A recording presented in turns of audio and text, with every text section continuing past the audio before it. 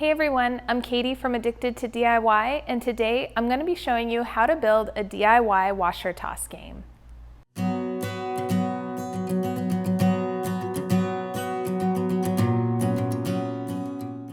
We are camping a ton this summer, and having fun games to play while hanging out is definitely a must.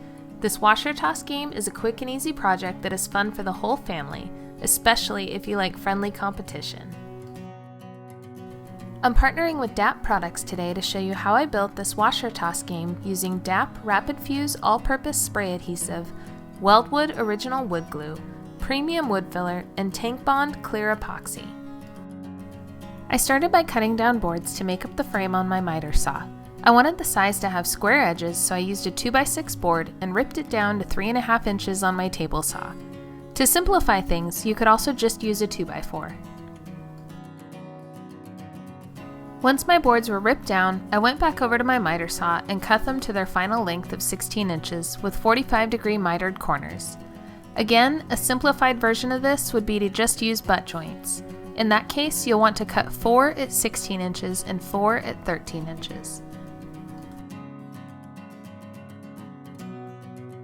I used a piece of 1/2-inch plywood to make up the bottoms of the game boards and cut 2 of them at 16 inches square on my table saw. A circular saw would work just fine for this as well. I sanded the boards down smooth with my orbital sander, then came to the harsh realization that I had only bought enough wood to make one frame for the game boards. I knew things were going a little too smoothly.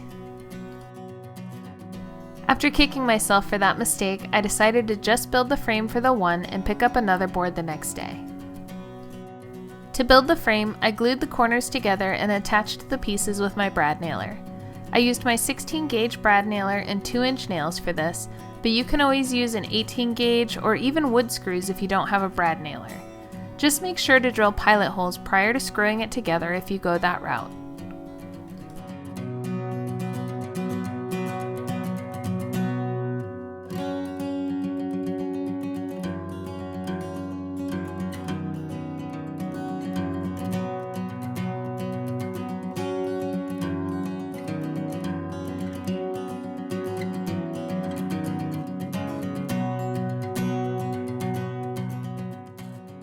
To attach the bottom, I added a bead of glue to the frame, then nailed it in place with my brad nailer and 1¼ inch brad nails.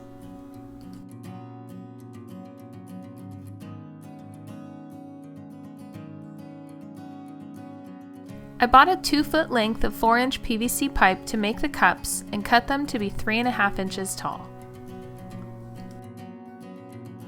I used my tape measure to find the center point of each of the boxes and made several marks to use as a guide, then grabbed my speed square to mark the lines to help me center the cups in the boxes.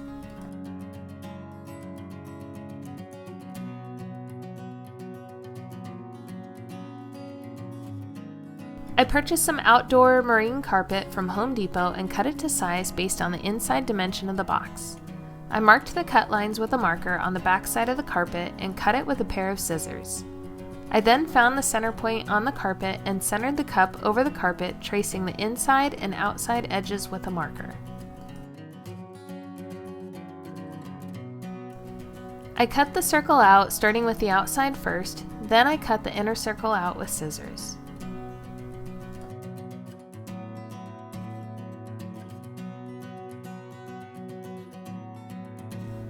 I made sure the cup and carpet both were in alignment with each other, then traced the inside edge of the cup with a marker, pulled the carpet up, and then traced the outside edge.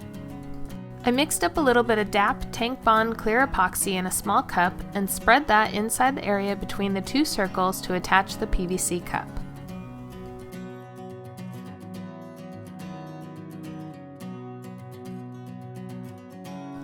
I set the cup firmly in place and then added the extra epoxy around the edges to make sure it had a firm bond.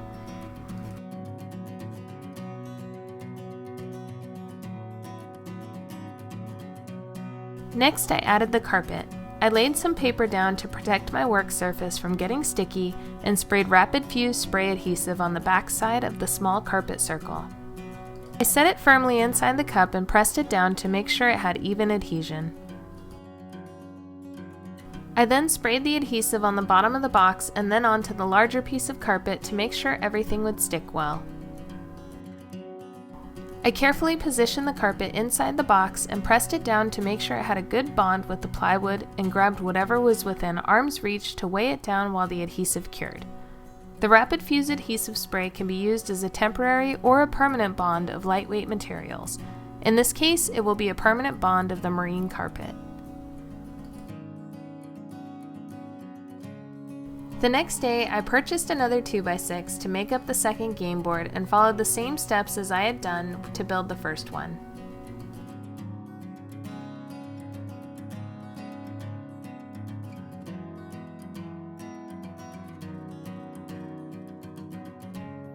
One thing I had forgotten to do prior to attaching the PVC cup on the last board was pre-drilling pilot holes into the plywood where the cup attaches so I can reinforce the cup with screws later on.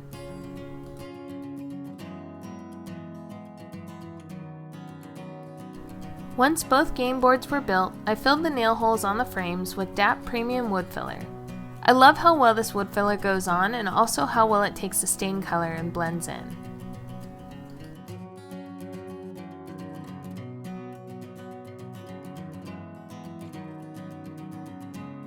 The washers for these game boards are big and have some weight to them, so I wanted to give the PVC a little more reinforcement.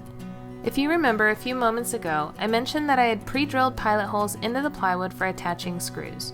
Once the epoxy was dry, I flipped the boards over and drilled countersunk holes so the screws would fit flush with the bottom of the box. I drove 1 1/4 inch screws into the bottom of the box and into the PVC cup to further secure it in place.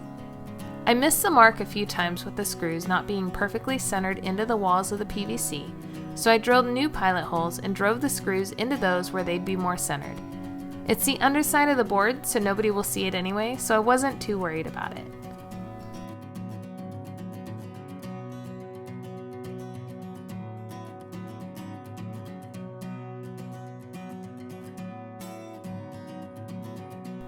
I sanded the game boards down with my orbital sander, then stained them. This is totally optional, and the boards are gonna get pretty beat up with washers, but I figured I'd have them look nice for at least a little while.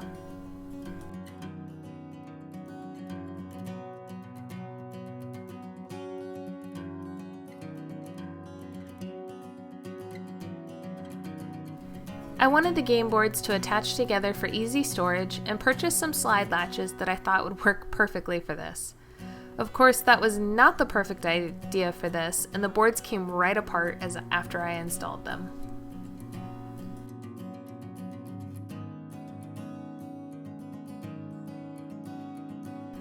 After a little frustration, I went ahead and installed the handles I had already bought and then ran back to Home Depot to look for a better solution. I found some spring-locking hook and eye latches that I've used before and knew for a fact that these would work just fine for this. I filled the previous screw holes, sanded down the filler, and touched up the stain, then installed the hook and eye latches. As expected, they worked just right for this, and the boards and washers stayed together as they were supposed to.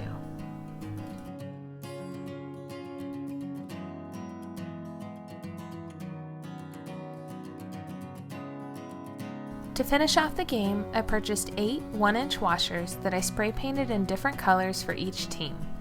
Then you're ready to play and enjoy. Special thanks to my friends from DAP Products for sponsoring this video today. I hope you enjoyed the tutorial, and if you build one, I want to know about it. Thanks so much for watching, and for more tutorials just like this one, be sure to subscribe to my YouTube channel, and also I've queued up a few extra videos that I think you might enjoy.